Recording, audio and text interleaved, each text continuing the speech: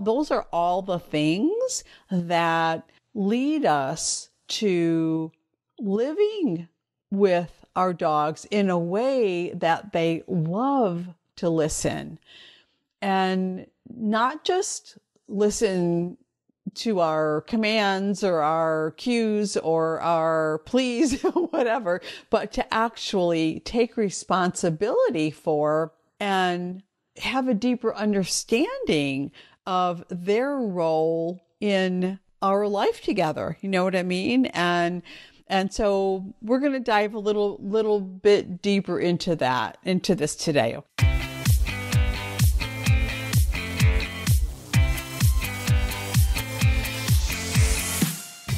Hi, I'm Kathy Kowalik, and I believe that our dogs connect us to the heart and soul of what really matters in life. So hang out, and we'll take a deep dive into the human-dog connection and explore strategies that will inspire you to create legendary, enlightened partnership with your dog.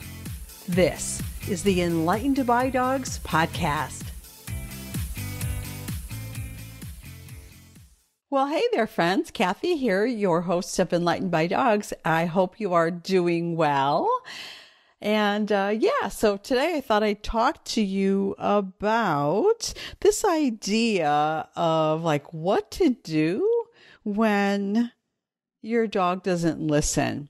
Now, I mean, that just conjures up all kinds of things, and even the most amazing dog parents have thoughts and say things out loud or share things, like, my dog's not listening. He just, refuses or ignores me, or I know she knows how to do this, or, you know what I mean? And we fall into this, I don't know, this like trap of judging what our dog is communicating, right? So, we go back to, remember I say this a lot, behavior is communication, right? And even though we understand that, and even though we, maybe we live with that understanding and we deeply integrate that into our life, there are still times when we just go, oh, God, why are you refusing to do this? Why are you ignoring me? You're like, you don't usually do this. You know better than this. So we're, like, hey, guilty as charged, right? So what do we do about that? And how do we move forward from and move through that place where we have those thoughts, or we have those feelings inside of us. And it seems like that is what is happening, right? Well, there's a better way. And so I'm here to talk to you about more deeply understanding our dogs and like swapping things around, reframing those thoughts and reframing our thinking about what is actually happening. And so when we do this reframing, we're kind of going under the surface, and we're looking to more deeply understand, and to connect with our dogs and, sort of step into their paws, so to speak, so that we can meet them where they are and make a plan with them that's going to get us on, back on track, back on the same page, back on, on a path toward being attentive and responsive. And so it starts with really listening, and you hear me talk about that all the time, and being present and being in dialogue with our dogs, and building trust, and creating that circle of safety and trust with our dogs. And those are all the things that lead us to living with our dogs in a way that they love to listen. And not just listen to our commands or our cues or our pleas, whatever, but to actually take responsibility for and have a deeper understanding of their role in our life together. You know what I mean? And so we're going to dive a little bit deeper into this today. Okay. Hope you're up for this. I hope you're excited about this. And so we're going to just dive a little bit deeper underneath the surface. And so when we have that thought, or we believe that our dog is not listening, what I would invite you to do is to reframe that into, my dog has a need that isn't being met. Okay. So there's a need that's not being met. And so not listening might become something like, well, they didn't hear you in the first place, or didn't process what you said or what you asked. Maybe they were already involved in something else. They already had like their own plan in their head. They were already doing something. Maybe they're stressed, tired, overwhelmed, and just not able to do what you're asking. You know what I mean? And so so that when that reframe of not listening, is really powerful. And, something like, my dog is being disrespectful or choosing not to listen, reframes into something like, well, they already have a plan. They're already involved in something else. My dog is like just spoiled. Or someone might tell you, maybe your husband will say, well, you're just spoiling her, and we can reframe that into, well, our dogs are communicating their desire for what they want and what they need. And they're doing it through their behavior because they don't have the language to communicate their needs and their desires effectively, in another way. You know what I mean? And so we can help with that. We can teach them how to communicate by listening in a different way. If they become barky or whiny, demanding, well, we could reframe that and, say, why are you so demanding and so annoying and so whiny? Stop that, right? We can reframe that into, well, they need help. They need some help with what you're asking them to do. Maybe it's help with the skills, or maybe it's help with,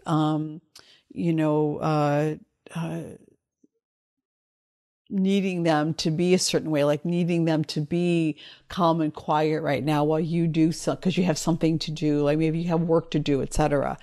Right? And so if we just keep going back to, behavior is communication, and we want to dive underneath the surface and have a deeper understanding. Now, that's not to say that the behavior as is okay and we should just accept it and we should just,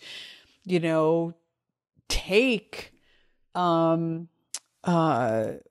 what that behavior can be, which sometimes like if our dog is jumping on us or pulling on the leash or barking incessantly or whatever, or biting our legs or nipping, you know what I mean? I mean, not to say that we should just accept those behaviors as okay. Well, my dog is just communicating. Okay.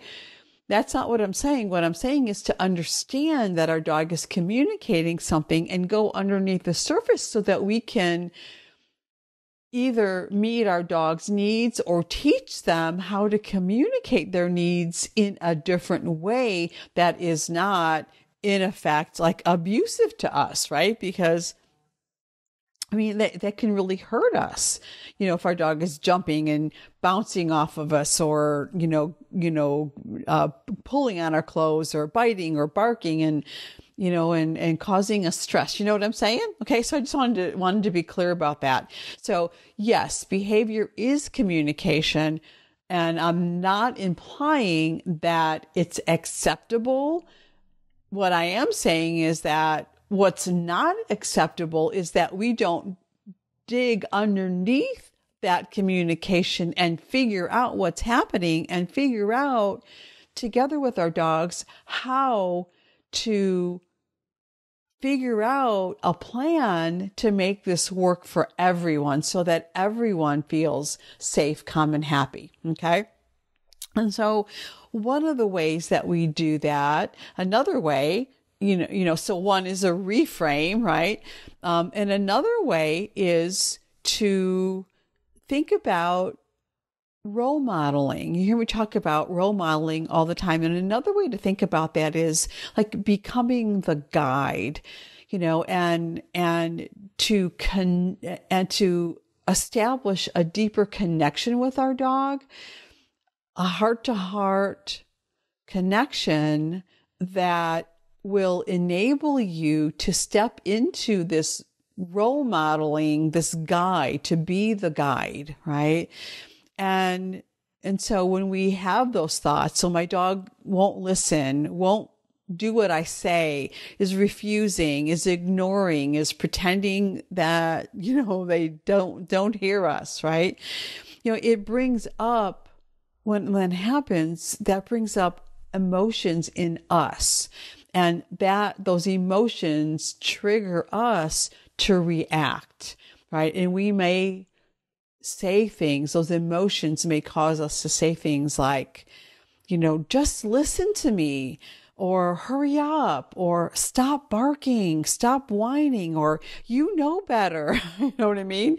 Like, how many times do I have to call you, right? Like, how many times do I have to ask you to walk at my side and stop pulling me? You know what I mean? And so that's what we have the urge to say. That's what we're triggered to react as, right? And so we end up saying things like, you're not going to be able to, go play in the pool if you don't walk at my side. You're not going to, if you, do this, then you can do that. And so we end up like bargaining or bribing or correcting, like doing it through this intention of correcting, like, unless you do that, you can't have that. And the what's not effective about most of that is that we are coming from a place of annoyance and a place of reactivity. You know what I mean? We are reacting to our dog's behavior / communication. And when we do that, we are in effect disconnecting, right? When we have those phrases or we say those words or we have those thoughts, those are disconnecting thoughts. Those are disconnecting words that we say to our dogs. They're corrective. You know what I mean? And that's not what we want, right? We know that we don't want that. That's, that's why you're here, listening to this podcast, because you don't want to do that, right? And so we've got to figure out a different plan. And so if we're going to step into the role of, if we're going to step into our role as guide and role model, then we've got to figure out a different way to be in the moment. And so one of the things that we could do is just to intend and learn how to become more clear. Clarity is difficult sometimes, but it's always effective, right? And as Brene Brown says, clear is kind, unclear is unkind. And so we want to learn how to be more specific and more clear, right? And to know that this lifestyle. You hear me talk about this is a lifestyle, right? These are not training sessions or isolated incidences. This is a lifestyle. And so when we see our interactions with our dog as a lifestyle, we start to understand that just because sometimes, we're spending a few minutes playing with our dog, or we spend a few minutes cuddling with our dog, or we spend a few minutes, walking, teaching our dog how to walk with us, or we spend a few minutes training, doing a fun training game, or we spend a few minutes doing some of the activities that I've shared with you in recent podcasts. You know what I mean? It's not just that, because what's happening the rest of the day, the rest of the time? I mean, if all the rest of the time that we're not focused on those specific engaging activities, if we're like correcting them or thinking about how they're not listening, or, falling into bribing and luring and correcting and, saying words that we don't want to say, maybe we're nagging and we're asking over and over, and you know what I mean? Or telling them that they're doing things wrong. We don't want to do that. I know you don't want to do that, but that's how it could come off. And that's how our dogs can hear our communication. We want to strive for connection instead of correction all the time. I mean, we want to help our dogs feel loved, feel like they belong, feel that we love them unconditionally, irregardless of their behavior in the moment. We want them to feel like valued members of the family. You know what I mean? And so we want to flip that around, right? And start to think about how we can reframe and how we can become the guide and the role model instead, right? And so, taking a breath, take a moment and saying that to your dog, let's take a minute and figure this out, right? Instead of thinking or saying, well, you already know how to do this. Why won't you just do it? Instead, we can say, I can see that you're not wanting to do this right now. How can we figure this out together? Right? Instead of saying, how many times, do I have to tell you this? How many times do I have to call you? How many times do I have to ask you to stop barking? You can say, whoa, okay, this isn't working. Let me take a deep breath. And instead, engage with your dog, connect with your dog and say, let's figure this out. Let's make a plan for how we can figure out how to help you stop barking incessantly. Let's figure this out together. Instead of saying, stop barking, stop whining, right? We could say, I see that you have something to say. You're having an emotion about this, or you have a need that's not being met. We can say, okay, I see that you have something to say. Let's figure out what this is and what we can do about it. Right? Instead of saying, you know what to do, say, well, let's figure this out. Let's take baby steps. Let's chunk this down and make this into smaller steps that will be easier for you, right? Baby steps. Break it down. Let's do one thing at a time. What's next? Now what's next, right? So, I see you're excited to go for a walk, right? And you're jumping up and down. So first thing, let's see if we can get you to hold still and take a breath so I could put your harness on or put your leash on. Great. Now, let's see if we could figure out how to walk to the door and connect at the door before we step out disconnected. Great. Now let's see how we can walk through the doorway connected and together. Great. We took 2 steps. Wonderful. Now let's see what's next.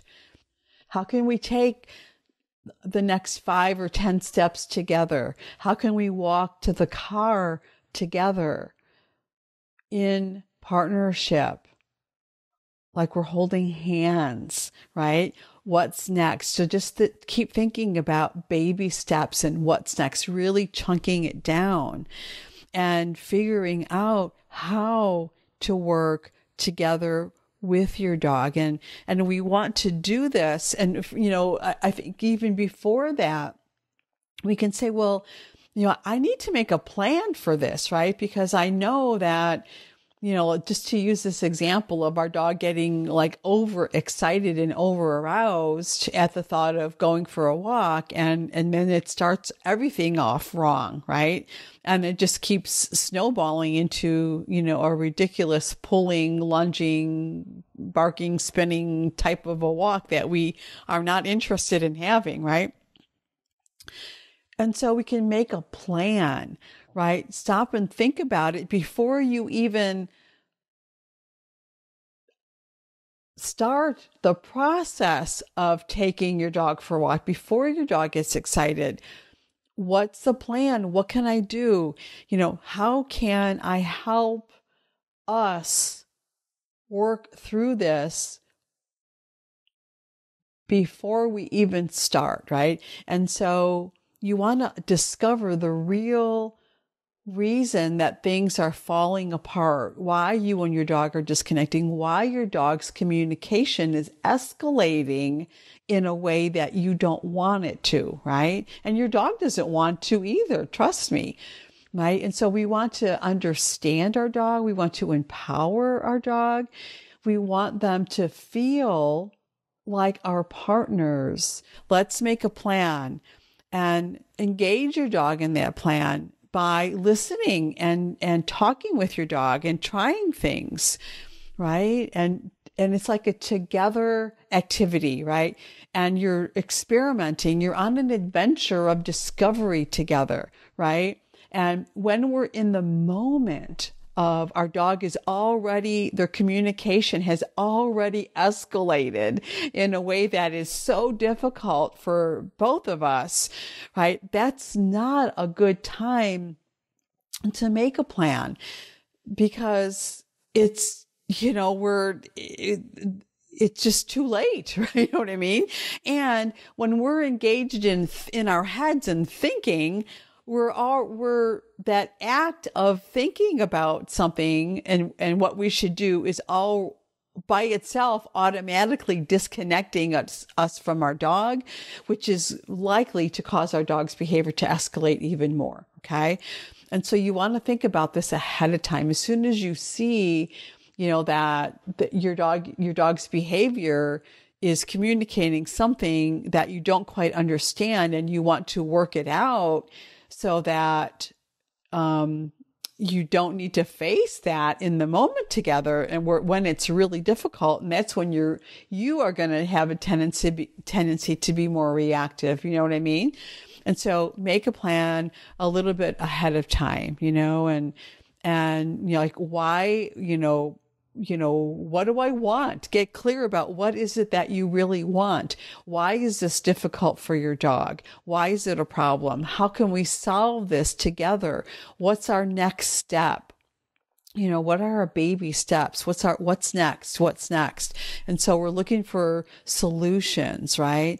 And to know that this is an ongoing process of tweaking, right? We're always tweaking the plan. We're always staying present. We're staying in dialogue, and we're discovering what's working, what's not working. Where do we have a communication fallout? Like where where do I get reactive? Where am I getting impatient? Where am I getting annoyed? Where's my dog getting impatient? Where's my dog getting annoyed? You're like, well, that didn't work.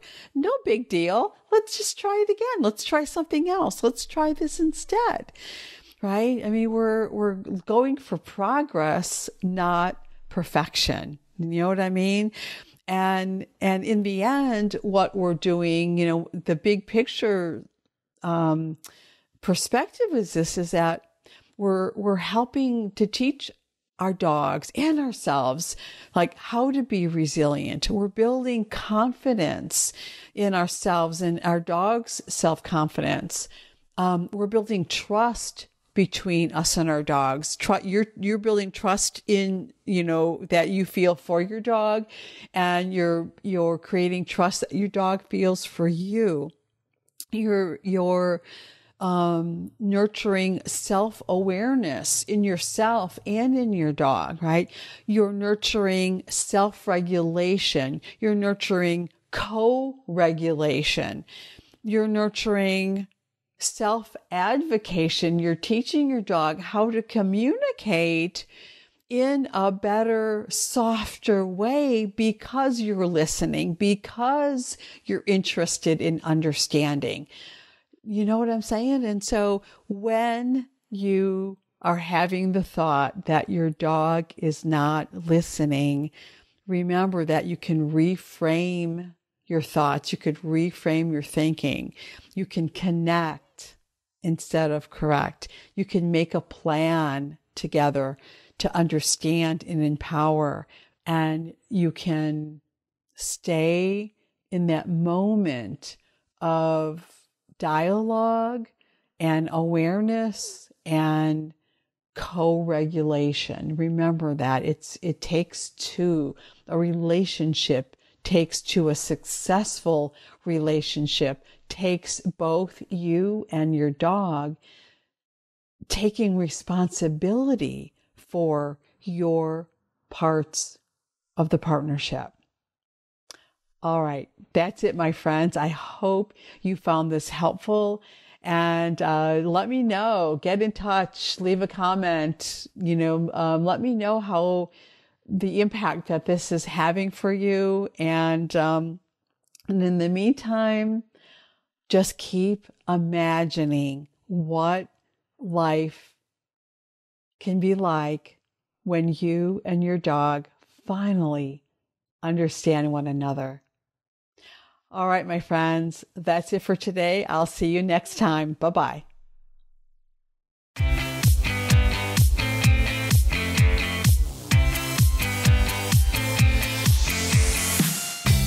Thanks so much for listening. And hey, if you would like to work with me so that I can help you discover the missing pieces you need so that you and your dog can finally be happy and enjoy life together, then head on over to dancingheartsdogacademy.com and request your invitation to join us in the Brilliant Partners Academy when the doors open for the next enrollment. See you next time, and remember, a brilliant partnership with your dog makes your whole life brilliant.